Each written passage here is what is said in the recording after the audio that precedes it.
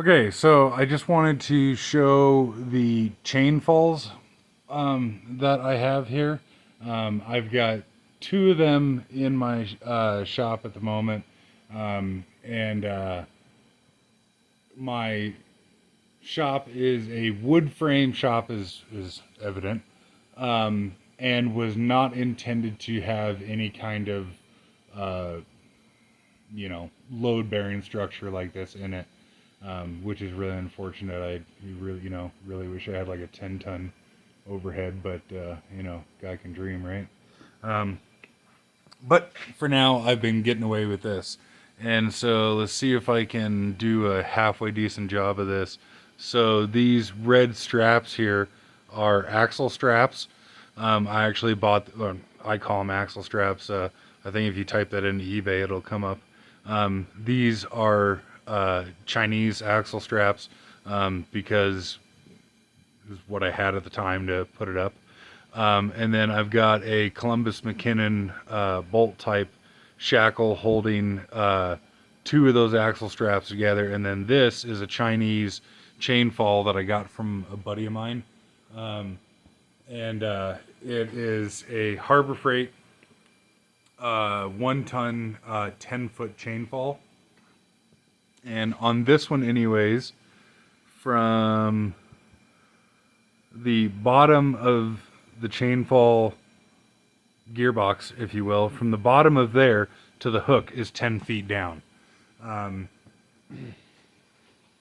and it works for, what I use it for and everything. I certainly don't trust it very much, just because, I mean, like, you can buy these things on eBay for like $40, and I'm sure there's going to be plenty of people out there that say that they've done this, that, and the other with it, and that's great. But when you start picking up some really expensive shit, it gets a little scary.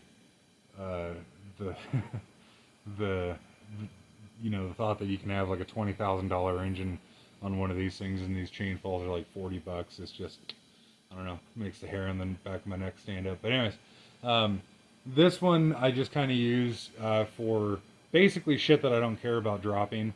Um, I try not to pick up anything of great importance with it. Um, but it does works fine. I would not want to put 2,000 pounds on it. I've had right about 1,000 pounds on it, and that's good enough for me. I really don't feel like putting any more on it. As of so far, I haven't had any problems just pulling off the beams like that in my shop here. Of course, aware of snow load on the roof and everything, and just kind of, generally don't be a dumbass. And then I'll show the bottom end of the chain here. So, and then this being the other side of it. And then, of course, there's, just simply 10 feet of chain in between. What's really kind of funny about this, you can see, is that these come with a ball bearing hook inside of them. And I'll admit, like a really clever little retention system. This barrel is one solid piece right here, and then, well, screw it. I'll go grab a tool right quick. The retention method for this is these little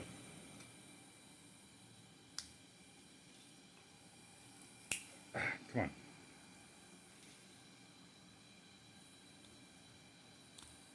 These little pieces of spring steel right here.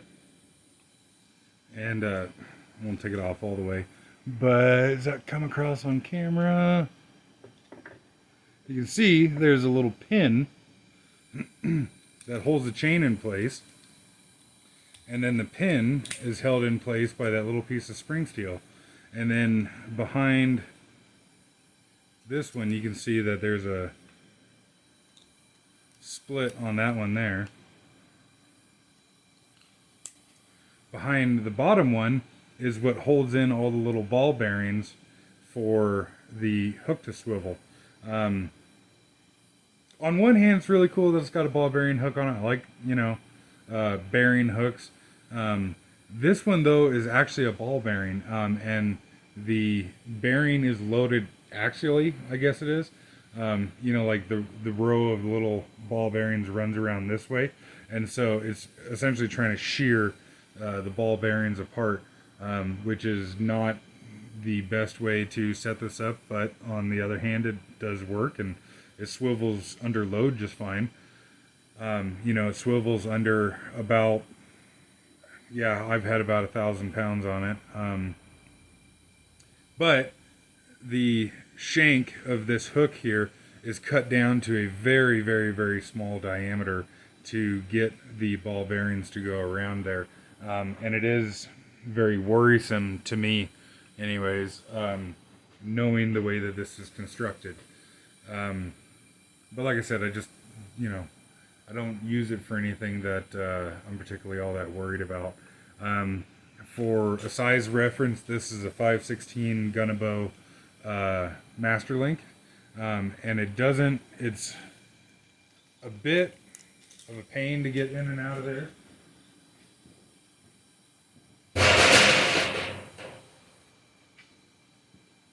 But you can pull it in and out of there just fine.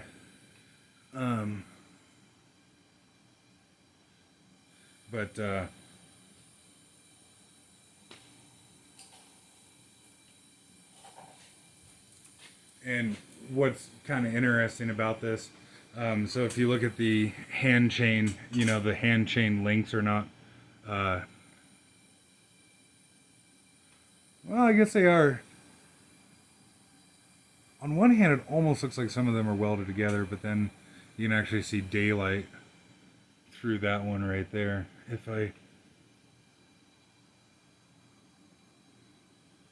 Anyways, the hand chain is not welded together, which not the end of the world, but would be kind of nice. And I think it's kind of funny. You can just kind of hear how, I guess, hollow this one sounds. And turn the diesel heater off here.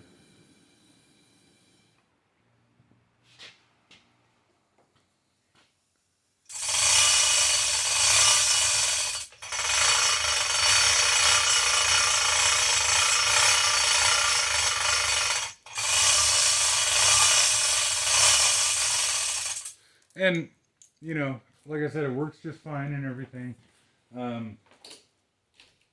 It's a hell of a lot better than using your back. That's for damn sure. But I don't know about that 2,000 pound load limit. So that's that one. And then I just got a Harrington hoist in the other day, and I'll show that next. So here's the one that I just got the other day. It is a 1 ton chain hoist, 10 foot. What's strange though is it's actually 13 foot from the bottom of the gearbox to the hook, which I don't know why they call it a 10 foot then, because it's not a 10 foot. Although they do have dimensions. Well, I don't know. Anyways, it's 13 foot. Which I'm glad it's longer rather than shorter. Made in USA, which is really cool. And I'll show it in a second, but this is a orange Harrington. It seems like, and maybe somebody can correct me on this, that the orange ones are actually made by Harrington here in the US, and then any of their silver colored stuff is made by Kito, or however that's supposed to be pronounced, in Japan. And I think it's kind of cool that it's a, essentially brand new one. And I think this is kind of funny for California residents only, Proposition 65. So, won't cause cancer in the rest of the country, only California, or California, I guess we should say. But the owner's manual that it comes with is really cool because it's very comprehensive and it's very useful. There is, the lawyer bullshit in here, just like there is anything else, and it comes with these stupid tags on the end of the hand chain that are they're just fucking useless. All it says on it, I mean,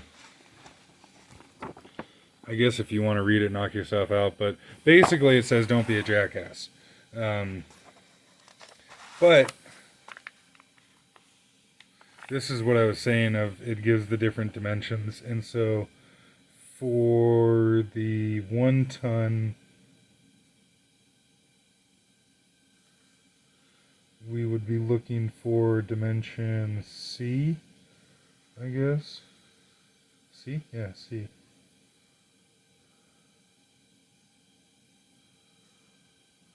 What was that, minimum headroom? Maybe it's in there elsewhere. But anyways, and then I like this. It gives dimensions for the hook so you can check for stretch and everything. And then some more lawyer stuff. Some troubleshooting. And I'm just skimming through this real quick. But pinhole wear dimensions, like that's really cool. Tolerances for the pin being bent, how long the chain is supposed to be so you can measure for stretch. More useful information. More stuff.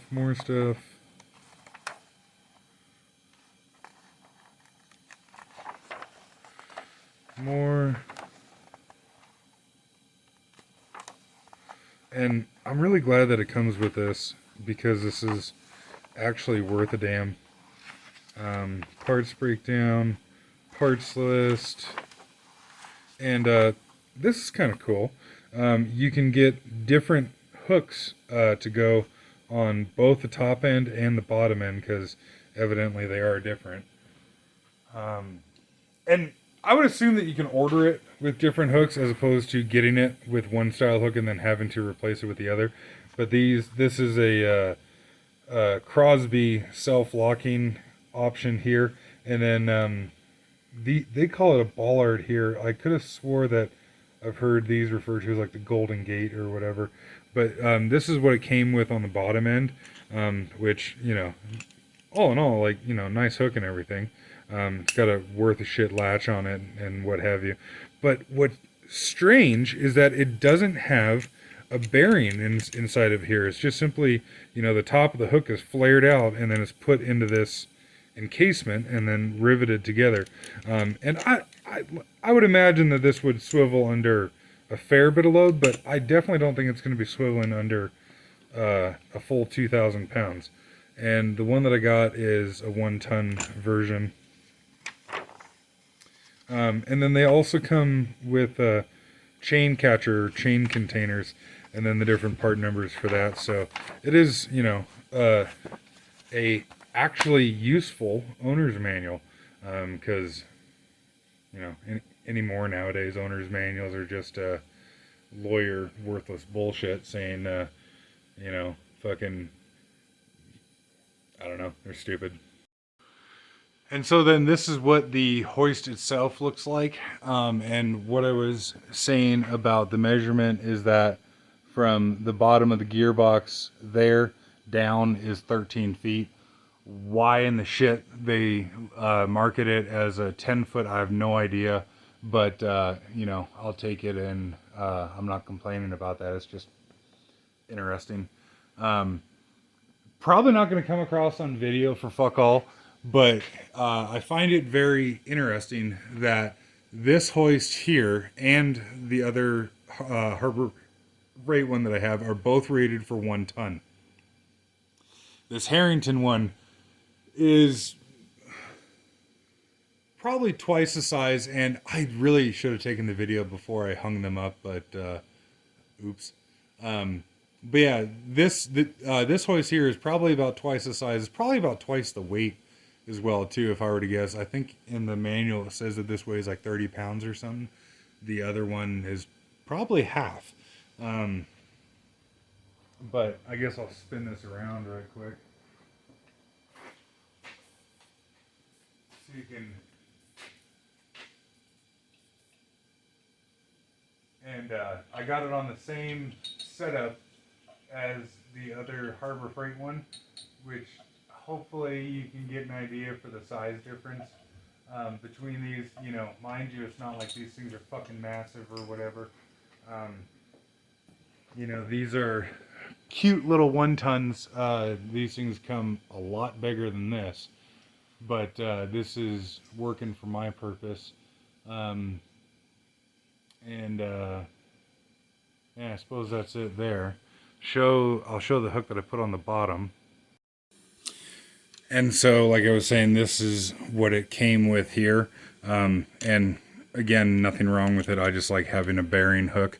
And so this one here is a bearing. And so it spins completely freely under full load.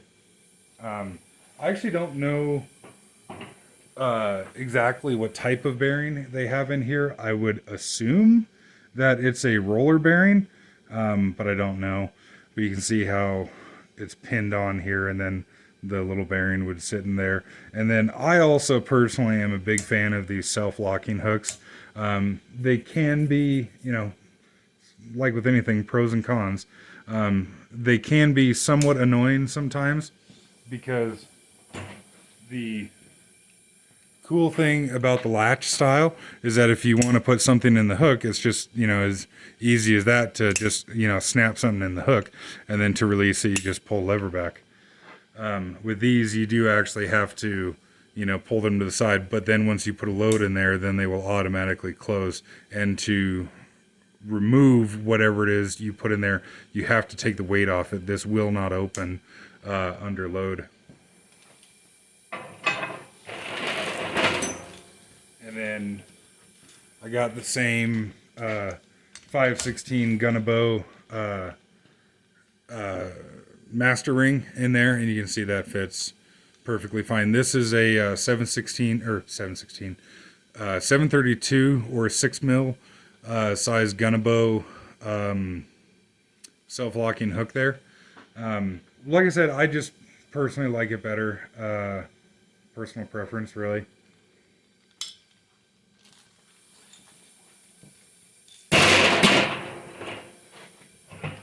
And then I was going to show this little plate clamp that I got in the other day because I thought it was really neat.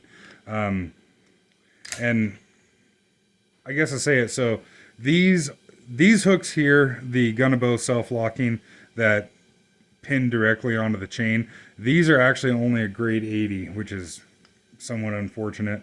I don't know why they, you know, can't make one of these grade 100, but don't quote me on it. I think that these are rated for like 2,100 pounds, something like that. And the chain fall is rated for 2,000 pounds, but I am quite certain that I would rip the fucking rafters out of my roof long before that happened. But I got this stuff with plans of bigger and better things in the future. Typically I always like to get, you know, quality American made stuff, or, you know, European made stuff. Gunabo is out of Sweden, if I'm not mistaken. But this plate clamp is a Chinese plate clamp. And there's a couple reasons that I got a Chinese one. The biggest reason is just cost. I had asked my local rigging shop about a, I think Crosby. It was exactly like this. Like the Chinese copied the one that was at, or this one here is a Chinese copy of the one that was at the rigging shop. I think it was branded Crosby. I don't actually remember. But this size, cute little fart, was like $450. This one here, the Chinese copy, is $40.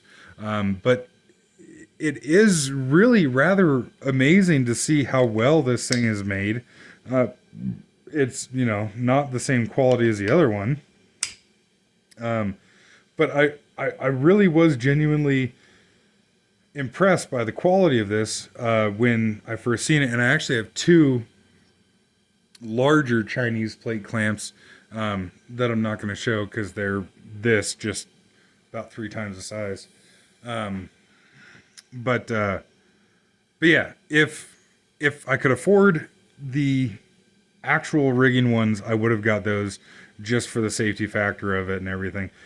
But in all fairness, this does seem to be pretty well made and everything. And what's cool is that I haven't tried it, but just from looking at it, it looks like the parts would actually interchange from the rigging quality one to the Chinese one here.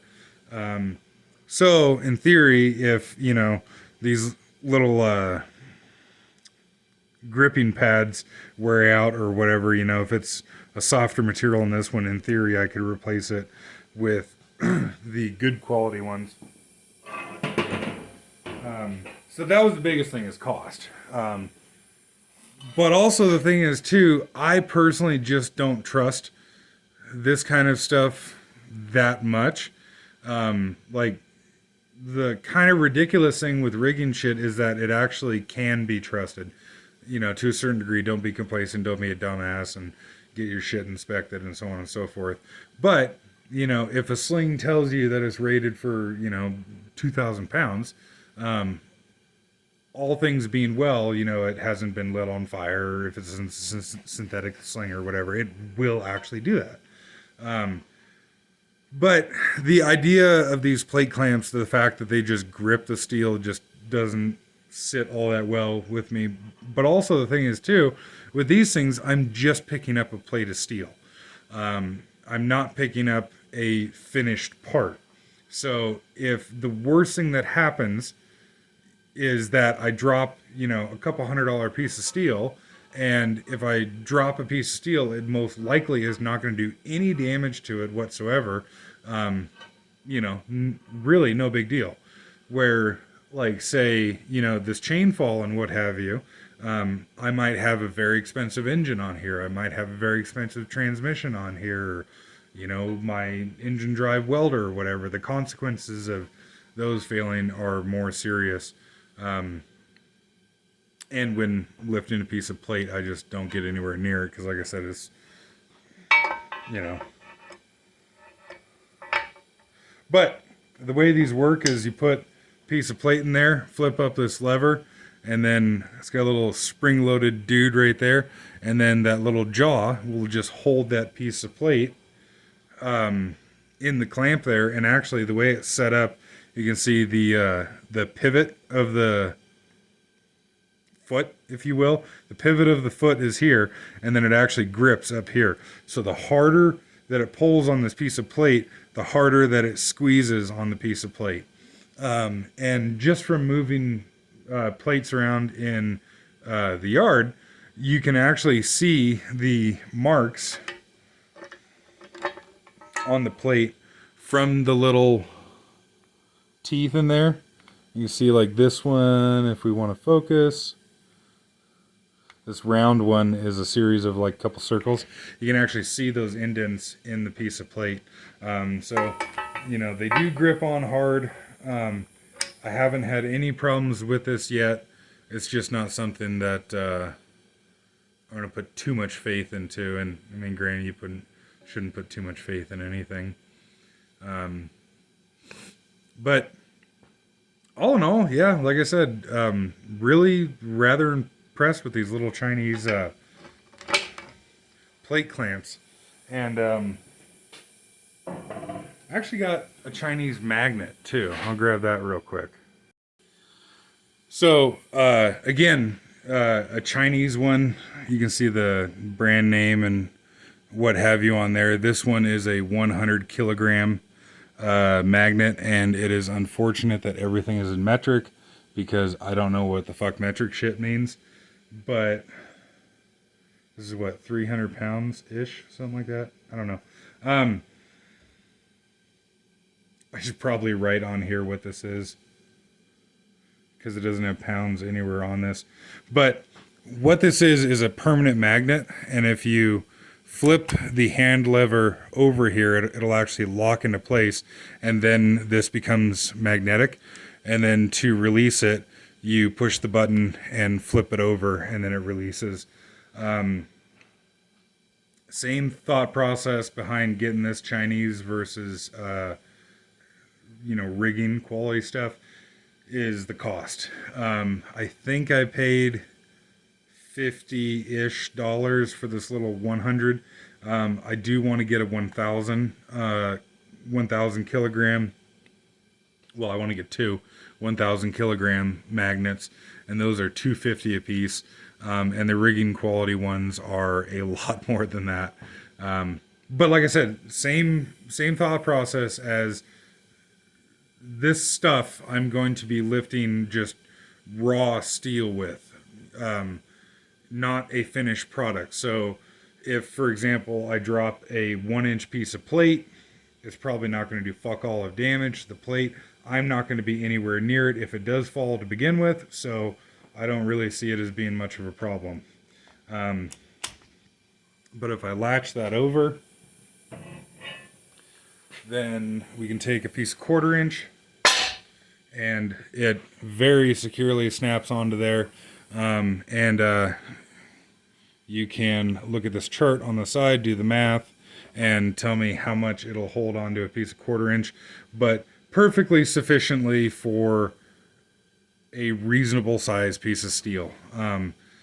Of course, the smaller magnets are not going to hold as hard as the bigger magnets on a given piece of steel, but they are really nice and handy for just little shit. And I do really like how you just flip the lever and the piece of steel just comes right away from it. So very, very easy to work with. Build quality on this doesn't seem to be quite as nice as the plate clamp, and even then the plate clamp isn't great, but for what you pay for it, I always love these stickers, don't stick your dick in there. Oh, okay, I'll try not to. But yeah, for what you pay for these things, they're really actually pretty good. It's kind of surprising. And I haven't tried it yet. I'm going to try and pick up an empty 55-gallon drum with that magnet here in a bit. But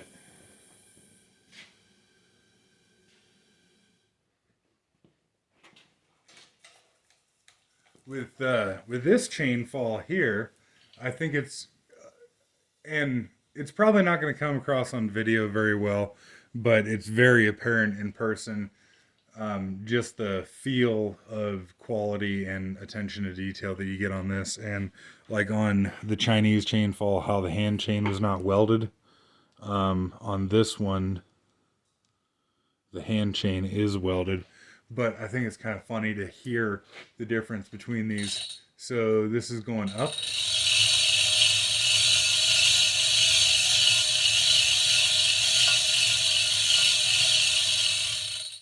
And then down.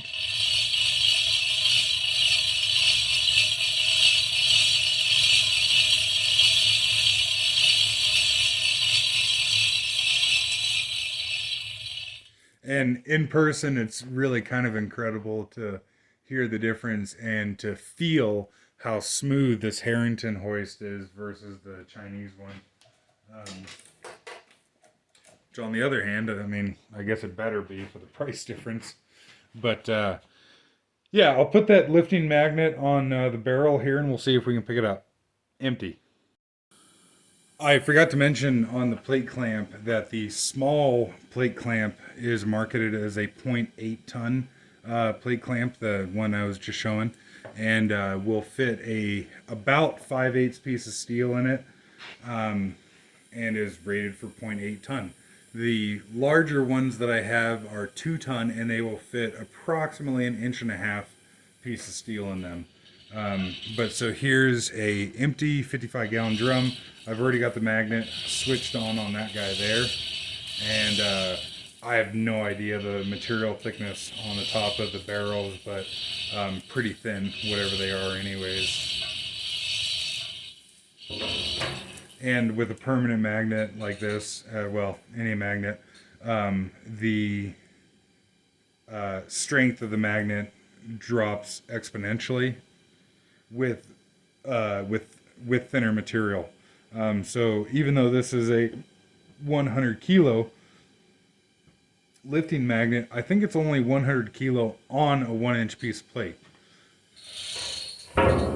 So yeah, it won't even.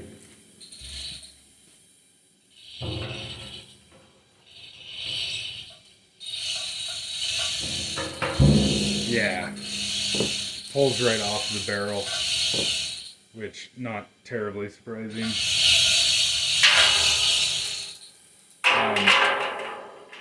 But, well, hell, I have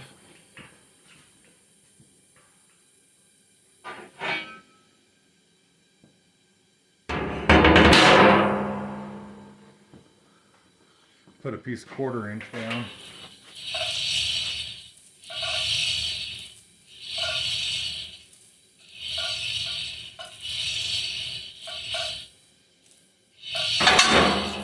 And you can see the difference of the whatever thin shit the barrel's made out of versus a piece of 1/4 inch. Picks up the 1/4 inch just fine. And I don't know, I would guess, just from my own experience with this thing, I would guess on a piece of 1/4 inch it'll probably pick up 150 pounds, something like that. I don't know. But yeah, I suppose that's it. I don't know, kind of rambling, random video. Wish I had the chain falls down when I was videoing them, but figured I'd show them at least a little bit anyways, and show the lifting magnet and the clamp and what have you. And when it's probably going to be a while, but when I pull the chain falls down for just an inspection and maintenance, then I'll get a better video of them then. And maybe if we actually do some real lifting with them, you know, pick up an engine or whatever, maybe I'll show that.